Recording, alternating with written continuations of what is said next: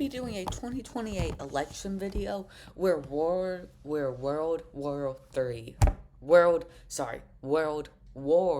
Three breaks out in the Middle East, and also of course Ukraine and Russia, Hamas and Israel, and possibly China and Taiwan, but that's probably. Let's see. Let me see if I can find the commenter. Here it is. Right wing politics MAGA. He's the one that suggested this. Could you do a 2028 election if World War III starts out between 2025 and 2026? But don't just blame it on Trump. Make some crazy damn landslide. Do like Vance versus Shapiro. Would try to win, but Vance could win with a former military. I want your take on this. So besides Shapiro, I think right now I would have Gavin Newsom as the Democratic nomination. Just because currently, right now, if the war breaks out right now, so far I feel like Gavin Newsom and Cory Booker have been the most anti-Trump to the public. They've been in the news the most. They've done the most to get themselves out in the public to show that they are anti-Trump. So that's why I have Gavin Newsom and Cory Booker as the Democratic ticket. And then I usually have J.D. Vance and Marco Rubio, but this time I have Tulsi Gabbard running with J.D. Vance to be his VP. And the reason for this is because Tulsi Gabbard is the head of the intelligence, intelligence part of the government. So I do think J.D. Vance would try to, so depending on how World War III is going in this scenario, sorry, my mic fell.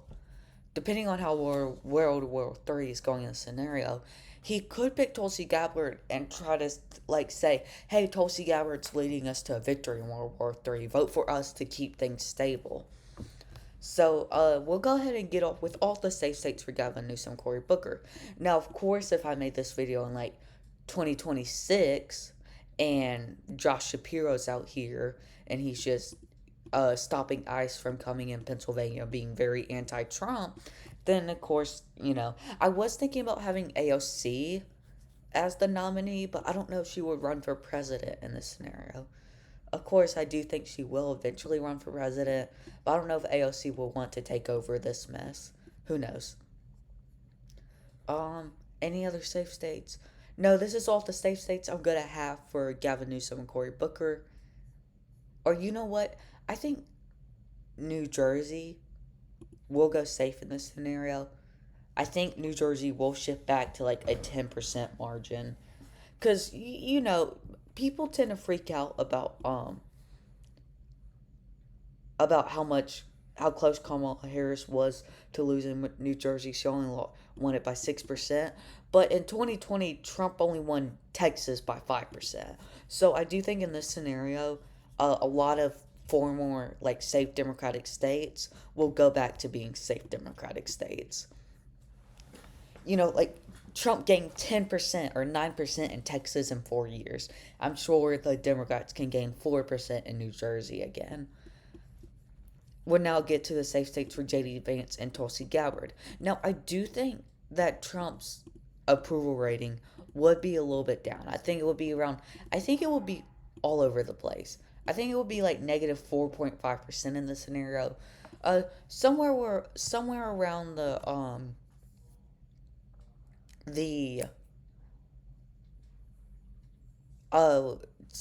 same approval rating like George Bush had whenever he invaded Iraq. But this one, I guess you could argue, assuming World War III breaks out, and the reason it breaks out is it starts with Iran. Trump decides to help Israel and bomb Iran. And then let's assume from that, Russia, or for some reason, Russia, hits a NATO country, or maybe Iran and Russia team up and now NATO's somewhat involved. Well, for it to be World War III, I would say NATO's got to be involved. Then now we have Russia, Iran, and maybe Iraq, Syria, a couple more Muslim nations that would support Iraq, anti-Israel nations. We could see China think it's the best time to invade Taiwan if it wants to invade Taiwan. So I'm also going to say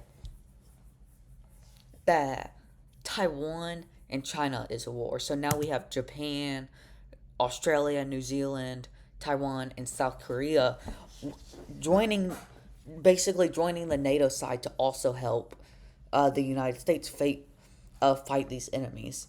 So just so you know, that's how I'm coming with this electoral prediction if World War III does break out. Now, I do think Texas is a little bit more like pro neutral.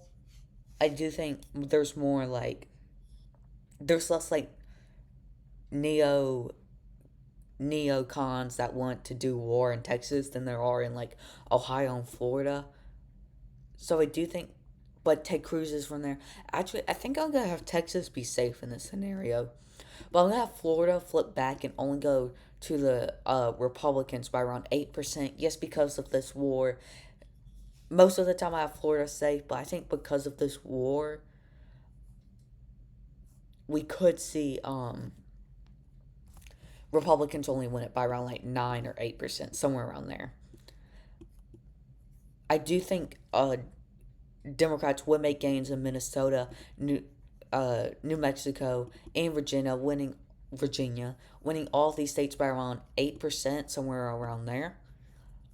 And then I do think Gavin Newsom would be able to bring back New Hampshire to around the 7% margin, but I'm going to say he just brings it back to around the 5% margin. Do you think J.D. Vance and Tulsi Gabbard would claim this district of Maine? Gavin Newsom and Cory Booker take this district of Nebraska. And now we're down to the core swing states.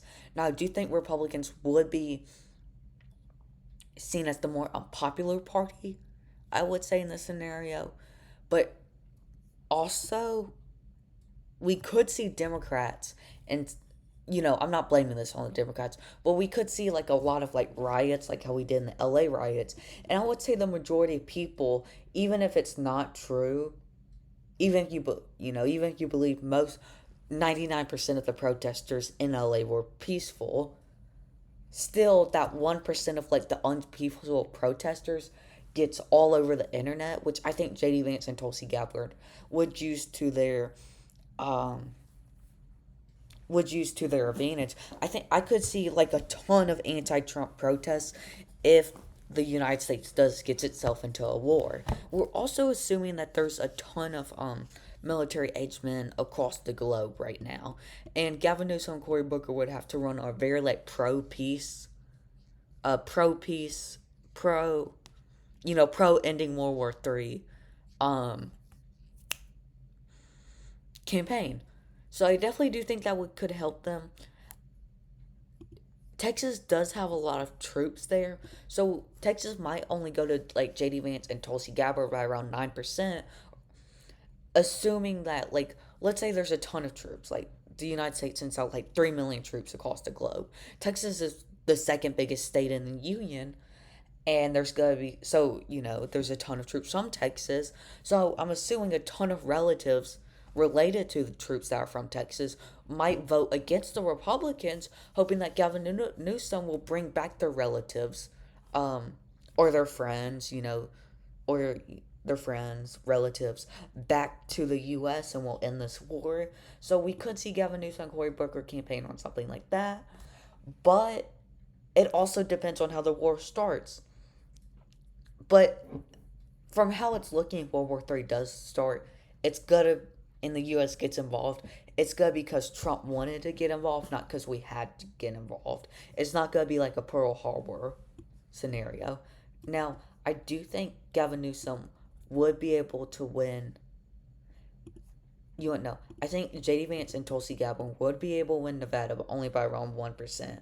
We'll then go down Arizona, which has only voted for the Democrats one time in the past 40 years, and even in the 2020 election, it only went to Biden by 11,000 votes. So even in a Democrat up year and a Republican down year, I still think J.D. Vance and Tulsi Gabbard could have won it by around 2 to 3%, somewhere around there. Trump did win it by 6%, I believe. Yes, 5%. Although I do think Republicans would take a hit to the Hispanic vote with all the deportation news.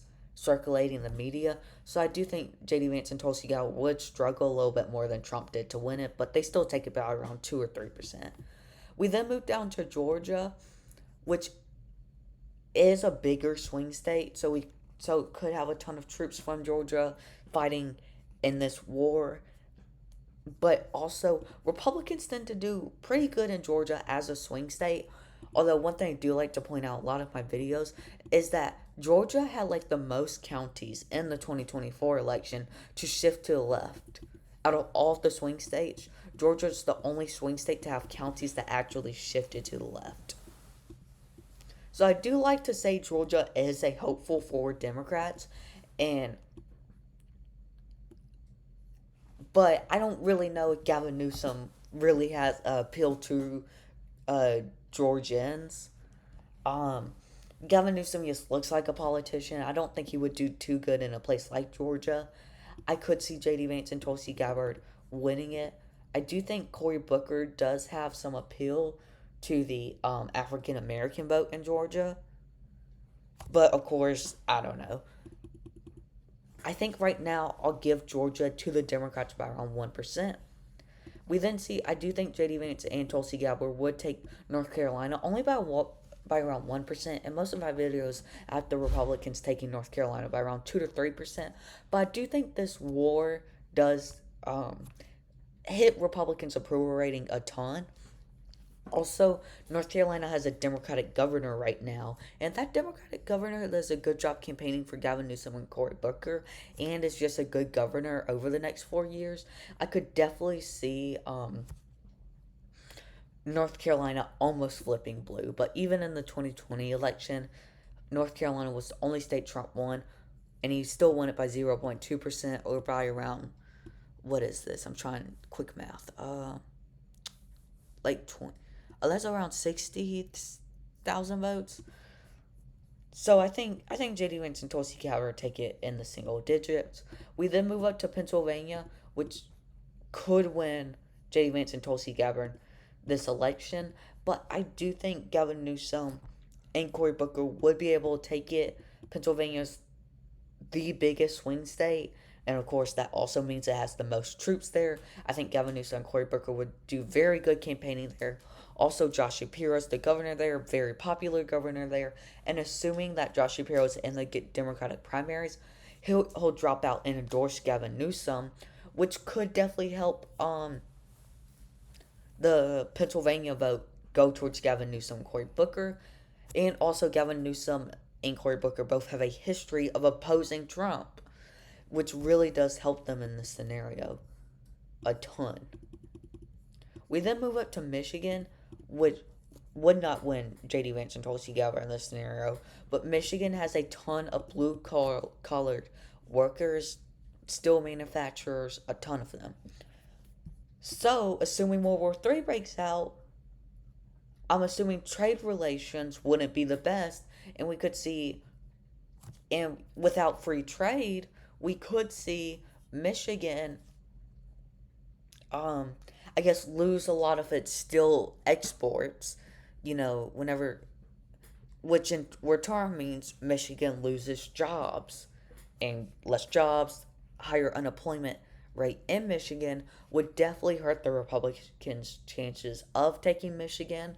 So I will have Gavin Newsom and Cory Booker taking Michigan, yes, because they could campaign on a very pro-peace, we'll bring the jobs back and we'll end the war type of campaign. And also, assuming World War III breaks out, we have to remember Trump also sort of campaigned on I'm going to end the Ukraine war, I'm going to get in the Hamas-Israel war. And if these two wars break out into World War III, no one's going to trust JD Vance and Tulsi Gabbard to end World War III if Trump started World War III. Now, I'm not completely blaming it on Trump in this scenario, but I do think most voters would see it as partially Trump's fault for getting the U.S. into World War III, which does win Gavin Newsom and Cory Booker this election. I'll then move on to Wisconsin, which voted for Kamala Harris more than Michigan did, percentage-wise. I definitely do think Democrats would could win it, but I think JD Vance and Tulsi Gabbard would understand what's going on in Michigan and might not put as much campaign funding in Michigan. I could totally see JD Vance and Tulsi Gabbard putting more of their funding into Wisconsin than Michigan.